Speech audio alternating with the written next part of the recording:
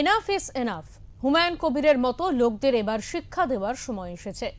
সোমবার বিধানসভা থেকে হুমায়ুনকে করা হুঁশিয়ারি মুখ্যমন্ত্রীর। কয়েকদিন আগে বিজেপি কর্মী এবং সমর্থকদের অশ্লীল ভাষায় আক্রমণ করে মারধর করার হুমকি দিয়েছিলেন হুমায়ুন। এবার বিধানসভায় সেই মন্তব্যের কড়া সমালোচনা করলেন Suvendu Adhikari. 2026 afternoon Humayun Kabir MLA Nowda AC তিনি একটি উনার পার্টির মিটিং কাশীপুরে রেজিনগরে করেছেন। সেখানে তিনি বলছেন এই যে অনামিকা ঘোষ সে ভোটে হেরে মনে করছে আমি এমএলএ, এখানে ভোটে হেরে বিজেপি মনে করছে আমি এমএলএ, এখানে এখন আস্ফালন করে বেড়াচ্ছে। তা আমি শুভেন্দু অধিকারীকে সেদিন বলেছি যে আপনি ভোটে জিতেছেন, আপনার দল জিতেছে, খুব ভালো কথা, কিন্তু মুর্শিদাবাদে আস্ফালনটা একটু কম করবেন। আমি যেদিন ময়দানে মুসলমানদের নিয়ে নেমে যাব না, সেদিন এমন সাটা ভাগা মার শুরু করবে যে আপনাদের পতাকা বহন করার লোক থাকবে না। কেস এরকম কেস আমাদের বহরমপুরে জেল খাটা আছে।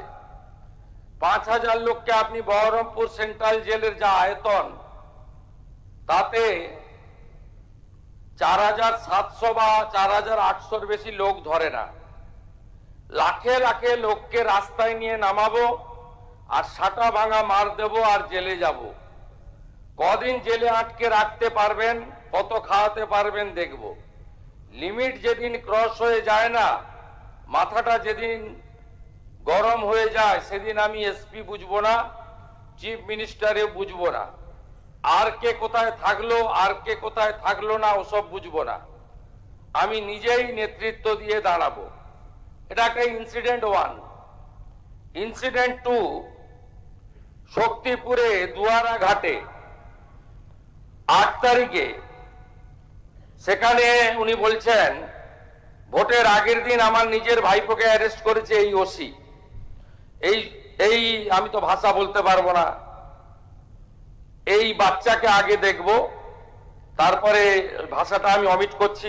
এই বাচ্চাকে এমন শিক্ষা দেব, এর বাবা 14 গোষ্ঠীর নাম ভুলিয়ে দেব।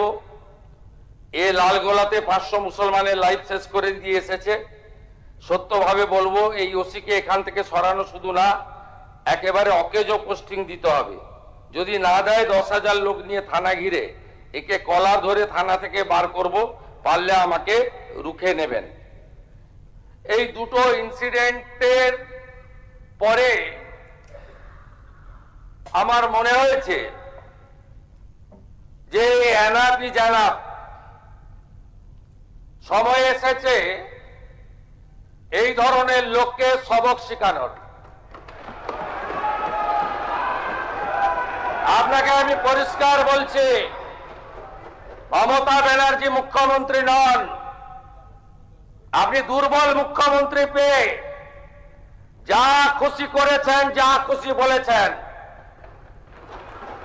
আমি আপনাকে বলে গেলাম, আমরা দুটো এফআইআর স্টার্ট করেছি।